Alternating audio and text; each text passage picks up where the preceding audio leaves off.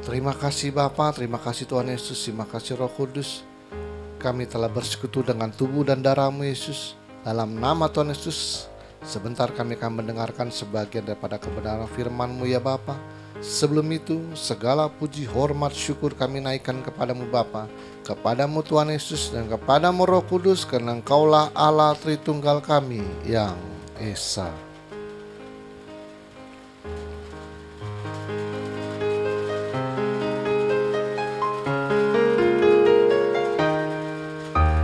Hormat bagi Allah Bapa, hormat bagi anaknya, hormat bagi Roh penghibur ketiganya yang Esa. Haleluya, haleluya, ketiganya yang Esa. Haleluya, haleluya, ketiganya yang Esa. Ketiganya yang Esa, ketiganya yang Esa.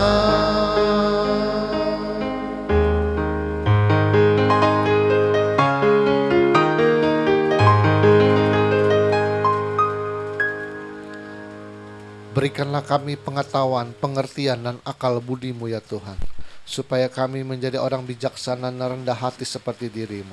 Urapi hamba-Mu pada saatnya ya Bapa. Kau menjamah lidah bibir hamba-Mu Roh Kudus, supaya apa yang hamba perkatakan menjadi kebenaran-Mu yang sempurna di akhir zaman itu Tuhan. Sembunyikan hamba-Mu di balik salib-Mu, biarlah Engkau semakin besar dan hamba-Mu semakin kecil. Persiapkan hati kami, bahkan hati yang subur dalam hati kami, supaya firman-Mu yang bentuk logos tulisan mati menjadi rema dalam kehidupan kami.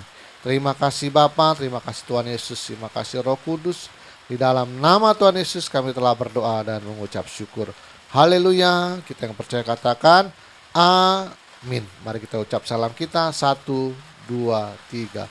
Salutam en Christo en dunameon en ergamata. Salam dalam Kristus dalam kuasa mujizatnya. Amin. Silakan duduk. Shalom semuanya.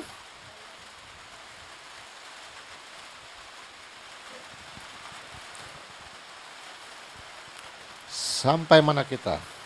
Menjauhkan dari sakit penyakit. Oke, kita lanjut yang kemarin sebentar.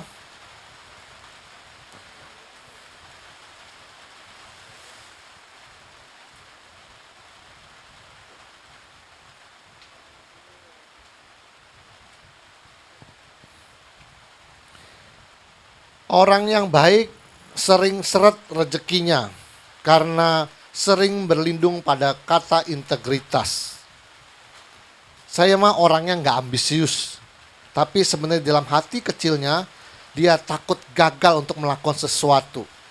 Saya mah orangnya maunya jujur, padahal dalam hati kecilnya dia tidak punya kemampuan untuk meyakinkan orang lain. Saya mah orangnya nggak enakan, padahal dalam hatinya kita tuh tidak pandai untuk bernegosiasi. Nah, dalam Lukas 16:8 dikatakan, lalu Tuhan itu memuji bendahara yang tidak jujur itu, karena ia telah bertindak dengan cerdik, sebab anak-anak dunia ini lebih cerdik daripada sesamanya, daripada anak-anak terang. Sebab anak-anak dunia ini lebih cerdik terhadap sesamanya daripada anak-anak terang. Dalam Lukas 16:8 itu dan terjemahan firman Allah yang hidup, ketika majikannya mengetahui hal itu, ia harus mengakui betapa cerdiknya bendahara itu. Tidak ada di fotokopi, saya tambahan aja. Memang orang-orang yang hanya mementingkan keduniawian lebih cerdik daripada orang yang beriman. Dalam Lukas 16:8 terjemahan VMD, ya. Majikannya memuji pengurus harta yang tidak jujur itu karena ia sangat cerdik. Orang dunia ini lebih cerdik menghadapi sesamanya daripada orang yang hidup dalam terang. Tuh, jadi Tuhan udah ngingetin bahwa memang kita nih kadang orang rohani itu memang dalam menghadapi gini lah, bahasa gampang ya. Mau ngakalin orang itu kayaknya nggak punya. Ya, nggak pernah kan? Kita memang karena kita terlatih terlalu rohani, berserah kepada Tuhan. Nah, saya mau robah sedikit. Nah, si Jojo tadi pagi nanya, apa yang membedakan sebenarnya dua hal antara sekuler duniawi dan rohani? Dua-duanya sama-sama harus cerdik seperti ular dan tulus seperti merpati. Cuma bedanya, dengar nih, niatnya. Kalau orang duniawi untuk mencari rezekinya, dia niatnya memang mau ngakalin kamu. Tapi dalam tata kepandaian di dalam kita, anggap kita jual prudensial, itu harus yakin loh ngomongnya. Kalau enggak, orang nggak bakal ikut prudensial. Nah, itunya harus dipelajari. Punya satu kemampuan untuk meyakinkan orang lain. Tapi niatnya harus benar. Nah, kayak saya, banyak orang kalau misalnya Idul Fitri kan tutup semua. Saya berbeda sendiri. Saya cerdik. Wah, ini kalau saya ikut-ikutan tutup untuk apa? Manfaatnya untuk apa? Saya sengaja buka toko karena ikan masuk perangkap semua. Nah, itu maksud saya. Kita harus cerdik seperti itu. Kadang-kadang kita ini terbiasa dengan hidup yang sudah biasa, ikut-ikut tercetak nih Pak. Oh, Idul Fitri libur. Oh, Jumat Agung libur. Oh, kebangkitan hari Minggu libur. Oh, ini saya harus Minggu harus ibadah nih, harus pelayanan. Kita terkunci di situ. Padahal abis ibadah boleh nggak cari duit lagi? Boleh loh. Makanya sekarang orang kemarin anggap ini ya bakmi yang di Kampung Bintang dia. Kalau dia cerdik ya, nih orang dunia cerdik ya. Dia biasanya Minggu tutup. Tapi kalau dia cerdik, ini Minggu memang tutup. Tapi sekarang lagi acara festival Cengbeng. Kenapa nggak buka? Nah, semalam rumah makan Cuteopi artinya kepala babi. Mukanya tuh Pak, ya kan? Jualan buka semalam. Penuh dia ramai. Jadi yang halal ya yang mau masuk sono karena satu jalan dia. Nah, itu dia cerdik. Maksud saya kita harus yang ruangan harus seperti itu. Jangan terikat lagi, jangan terkunci oleh kebiasaan kita. Harus cerdik seperti itu. Makanya ya sudah ingetin, orang-orang dunia ini yang mementingkan dunia, dia lebih cerdik dia. Dia nggak punya rasa perasaan nggak enak. Pokoknya kalau menghasilkan duit, jalan. Nah, orang dunia kan begitu, nggak peduli dengan Anda. Dia nggak bilang, saya takut gagal. Orang dunia yang mementingkan dunia itu sangat ambisi dan selalu mencoba gagal ulang lagi. Nah, itunya harus dipelajari maksud saya. Memang orang dunia itu kalau ngomong itu lebih meyakinkan. Kita harus belajar seperti itu. Apalagi orang dunia itu kalau menjual sesuatu atau mau ngomong sesuatu, dia nggak ada perasaan nggak enak. Yang penting saya mau bernegosiasi, cocok harga, iya. Nah, itu yang harus dipelajari maksud saya. Jangan terkunci oleh keadaan dunia ini. Oh, biasanya libur. Itu kalau kita terlalu begitu, rezeki kita bisa seret. Ya, jadi ini karena memang orang baik itu kadang nggak enak Pak. Kayak gini saya mah orang nggak ambisi Pak. Kita kan ada itunya tuh. Itu yang mau saya hilangin sebenarnya. Oke. Kita kembali lagi. Kemarin orang bikin konten itu bagus itu. Ada yang bikin konten bagus. Dia bilang begini. Orang yang terlalu baik dan rendah hati alias humble itu tidak cocok jadi pemimpin.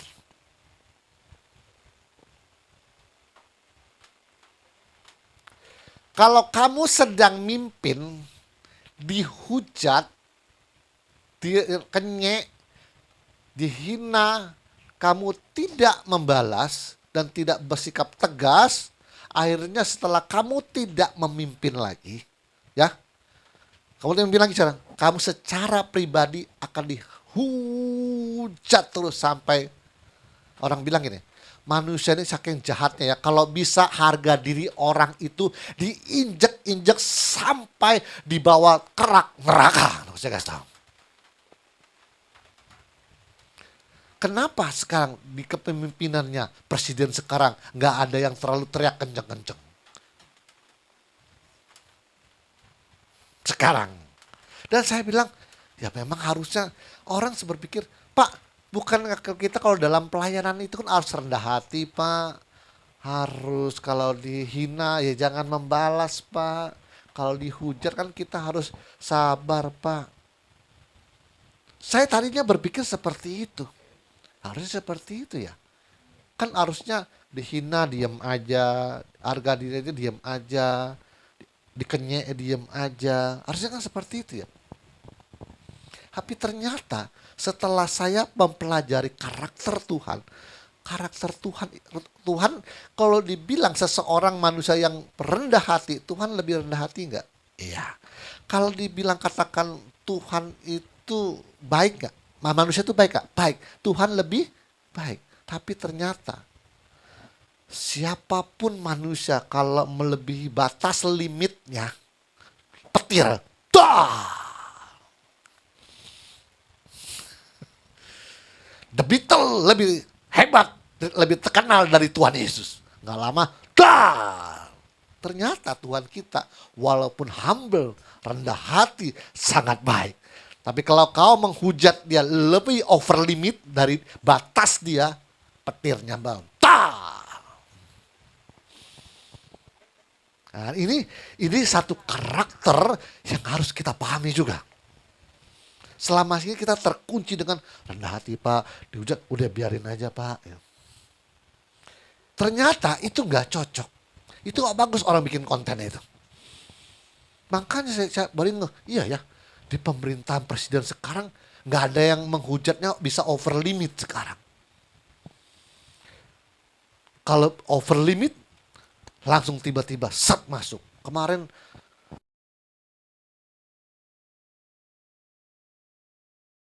dipanggil sama rektornya. Itu artinya ada intervensi dari pemerintah. Ya, saya setuju aja. Dan gereja juga harus begitu. Kita nggak boleh terlalu over limit. Nanti gerejanya nggak dihujat, pribadimu nanti yang dihujat. Karena kamu terus terima terus. Jadi ada hal yang kita harus stop. Ya. Tapi nggak boleh pakai tangan besi juga, ya gak? Harus stop. Kalau kita nerima terus, memang bahaya juga kita. Oke. Sampai mana? Oke. 1 Korintus 10:13. Pencobaan-pencobaan yang kamu alami ialah pencobaan biasa yang tidak melebihi kekuatan manusia. Sebab Allah setia dan karena ia tidak akan membiarkan kamu dicobai melalui kekuatanmu. Pada waktu kamu dicobai, ia akan memberikan kepadamu jalan keluar sehingga kamu dapat menanggungnya. Nah, menurut Anda, yang selama ini yang Anda ketahui, yang selama ini, jangan ikut ATM dulu. Keluar dulu. Menurut yang Anda pahami, pencobaan-pencobaan yang kamu alami ialah pencobaan biasa yang tidak melebihi kekuatan manusia. Apa yang selama ini diajar oleh Bapak Pendeta?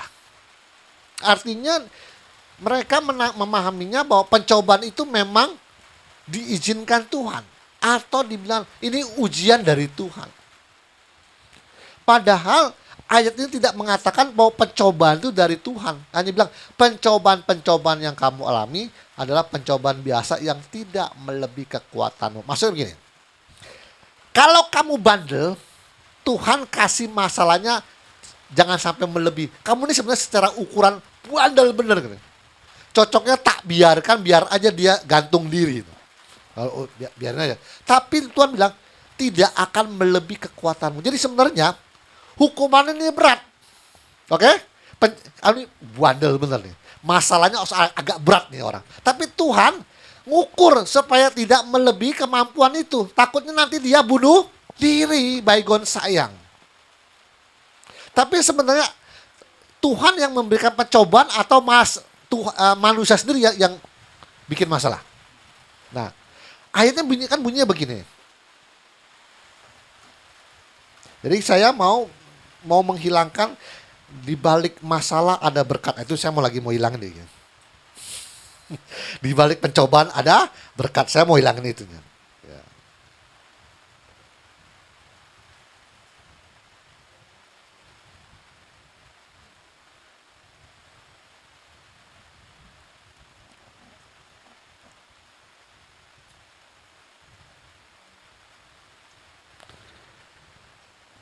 Allah tidak pernah mencobai siapapun. Apabila tuh seorang dicobai, Yakobus 1:13.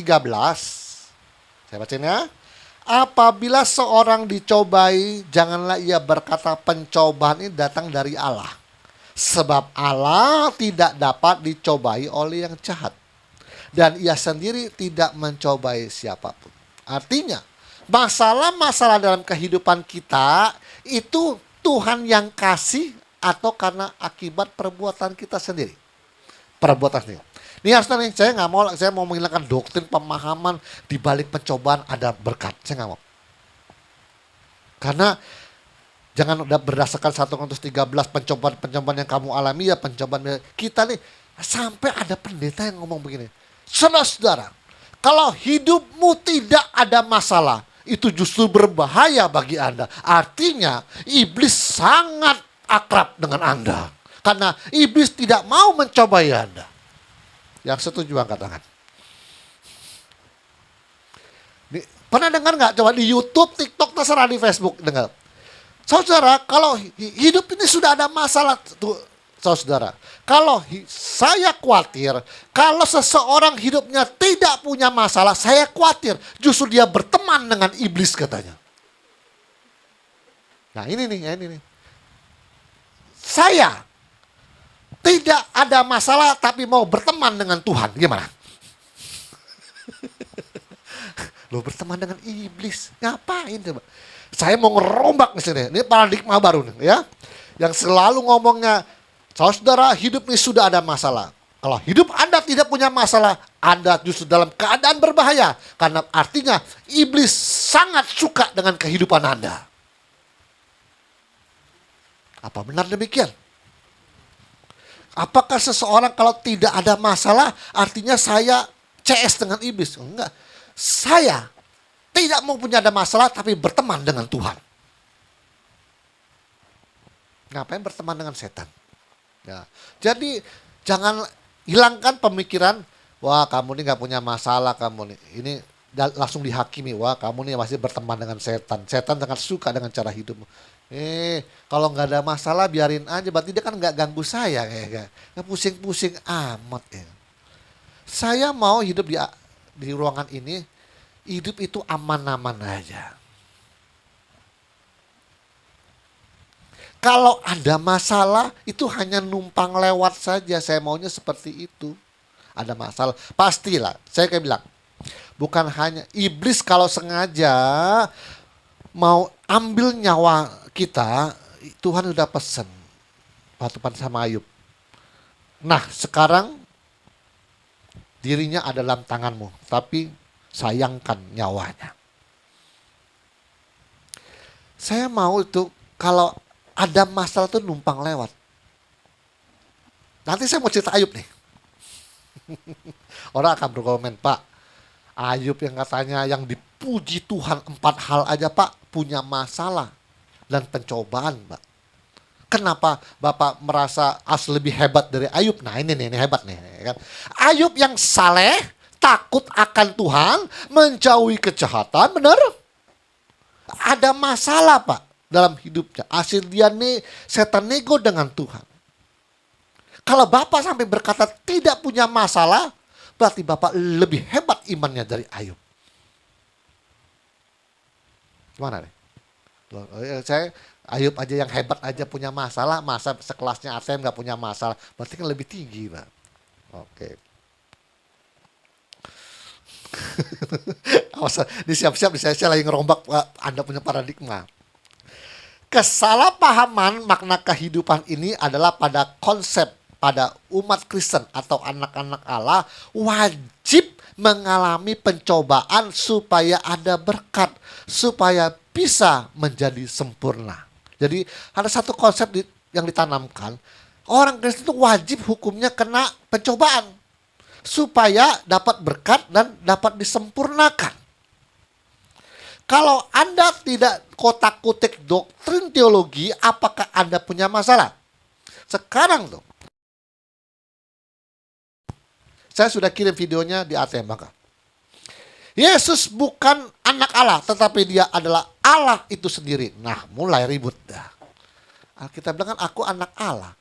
Kenapa ya? Yang satu bilang, Yesus bukan anak Allah, tapi Allah itu sendiri. Ribut sekarang. Maka saya bilang, ini masalah datang dari siapa? Kesalahpahaman kan? Inilah titik pusat kesalahpahamannya. Saya mau bertanya, kalau orang hidupnya baik-baik aja, untuk apa Tuhan mengizinkan pencobaan kepada anak-anaknya yang nurut perintahnya? Ya, tolong dijawab di ruangan ini. Ada anaknya yang taat, hidupnya baik-baik aja, terus sengaja dikasih pencobaan sama Tuhan. Gunanya apa? Coba saya tanya. Saya mau lebih gila lagi.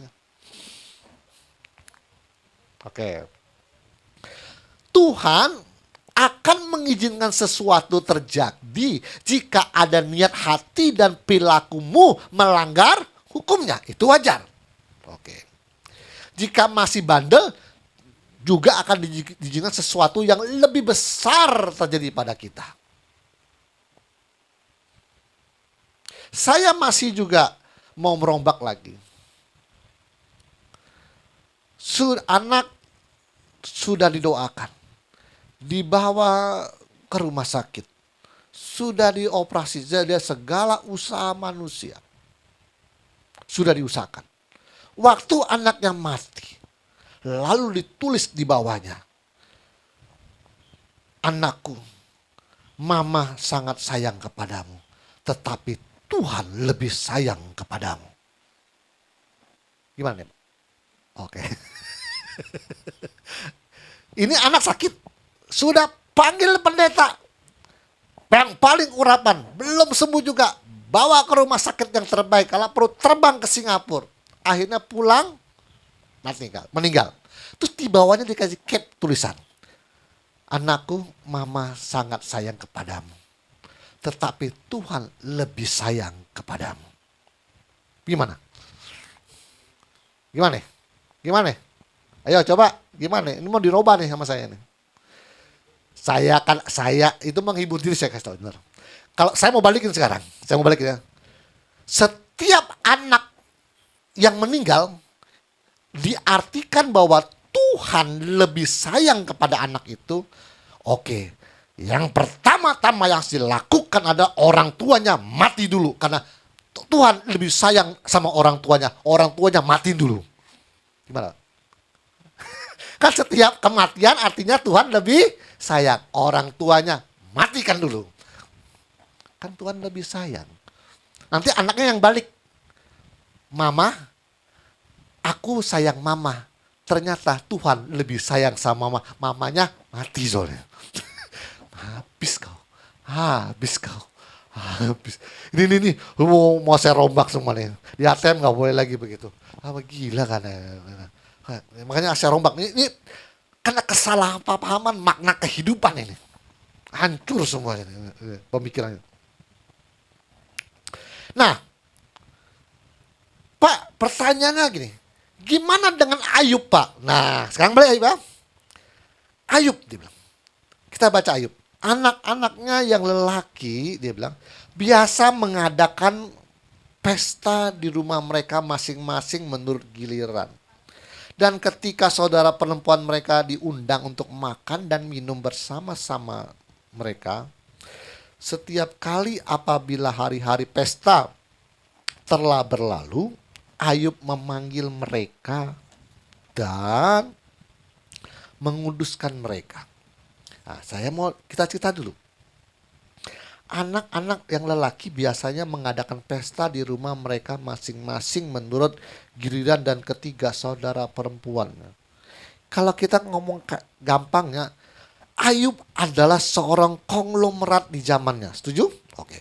Karena anaknya yang laki tiap bergantian ulang tahun. Ulang tahun kakak pertama kumpul di sana.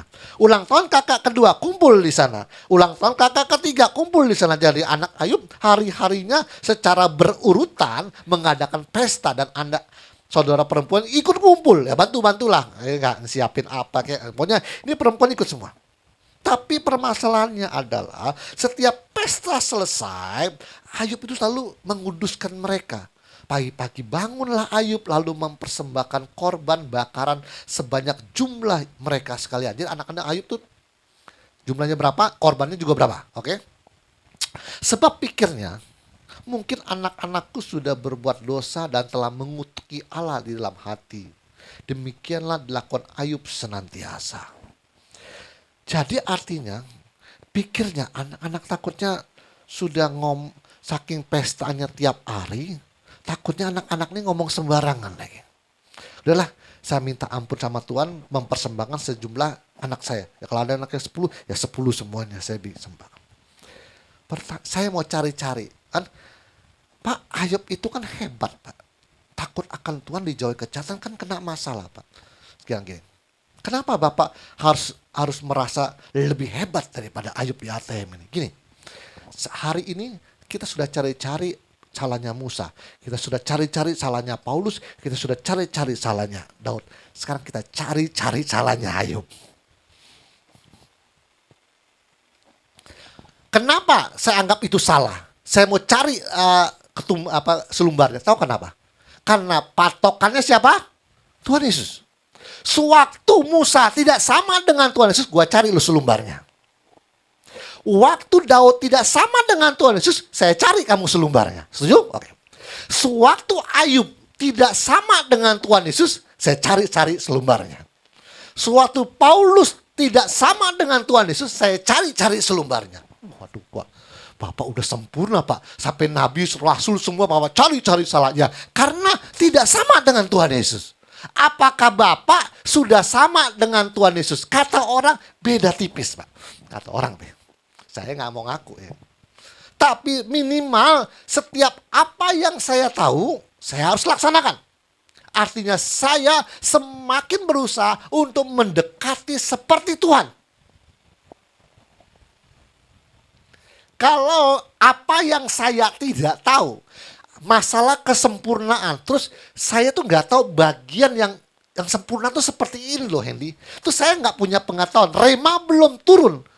Gara-gara saya melakukan apa yang saya belum tahu itu saya dihukum, saya mau komplain sama Tuhan. Kenapa nggak turunkan rema dulu? Kenapa saya sudah lakukan baru diturunkan rema? Saya mau komplain sama Tuhan. Saya maunya begini. Lihat ya. Waktu 90% rema sudah turun, oke? Saya harus lakukan. Kalau tidak lakukan, lu kena pencobaan. Setuju? Oke. Sewaktu saya melakukan kesalahan yang 91, yang satu kan naik satu rema. Tapi ini rema belum turun. Tapi di mata Tuhan kamu salah. Salahnya mana Tuhan? Ini, ya tapi kan Tuhan belum kasih tahu. Masa saya nggak tahu Tuhan hukum? Kasih tahu dulu kalau saya melanggar baru dikasih pencobaan dong.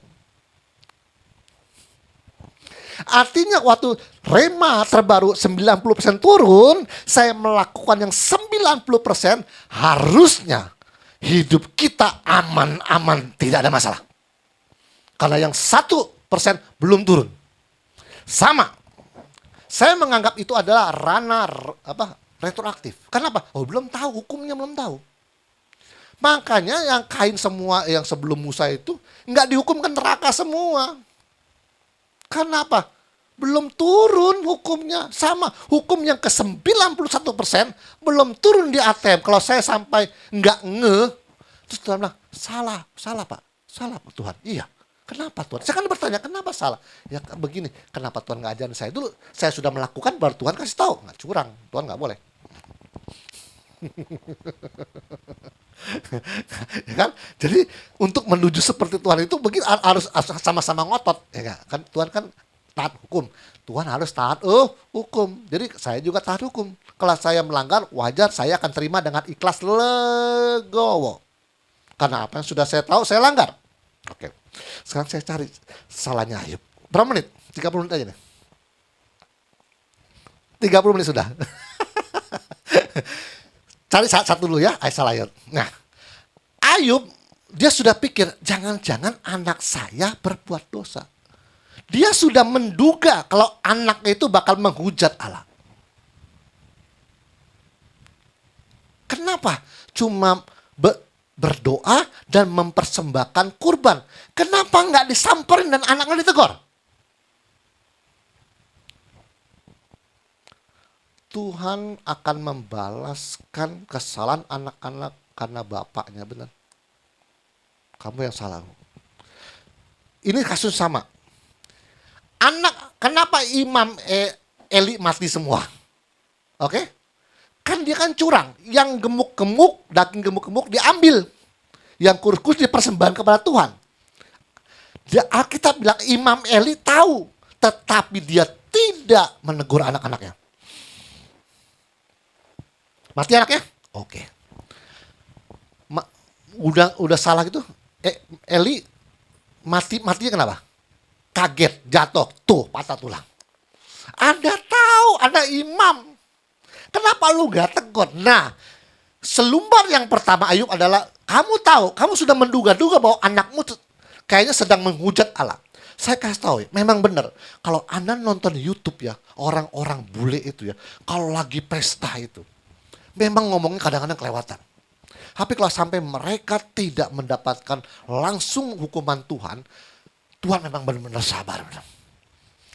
Saya pernah denger itu di video mana itu, sampai orang barat itu kalau pesta bilang gini, tidak ada Tuhan, dia bilang terjemahannya. Tapi Tuhan kita adalah uang.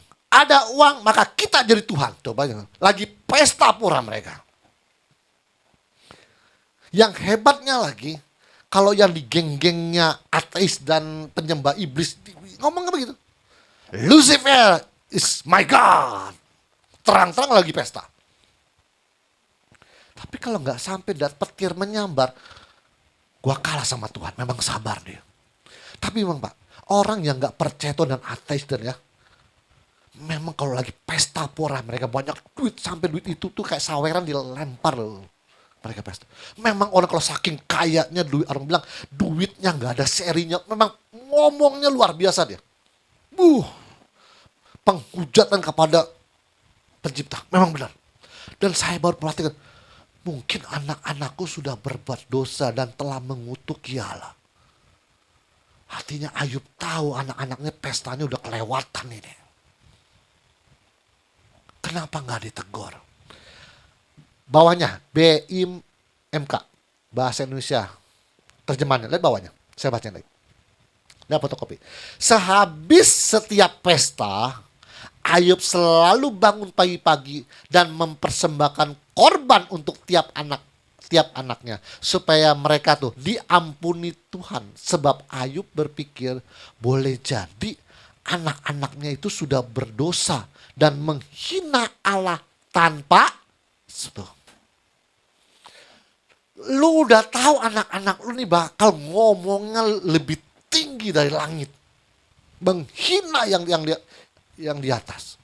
Kenapa nggak ditegur? Kenapa Ayub kena masalah? Pertama ini, Tuhan Yesus memberkati. Mari kita berdoa. Terima kasih Bapa, terima kasih Tuhan Yesus, terima kasih Roh Kudus. Terima kasih ya Tuhan atas semuanya pengetahuan dan rema terbaru dalam kehidupan di ATM Tuhan. Kami hanya minta di dalam masa perubahan cuaca ini Tuhan, Kau memberikan kami tubuh yang sehat, menjauhkan kami dari virus, kuman, bakteri apapun ya Tuhan, supaya kami tetap mempunyai tubuh yang sehat dan dapat melayani-Mu dan memberitakan kebenaran firman-Mu ya Bapa. Terima kasih Bapa, terima kasih Tuhan Yesus, terima kasih Roh Kudus. Di dalam nama Tuhan Yesus kami telah berdoa dan mengucap syukur. Haleluya. Kita yang percaya katakan amin. Tuhan Yesus memberkati.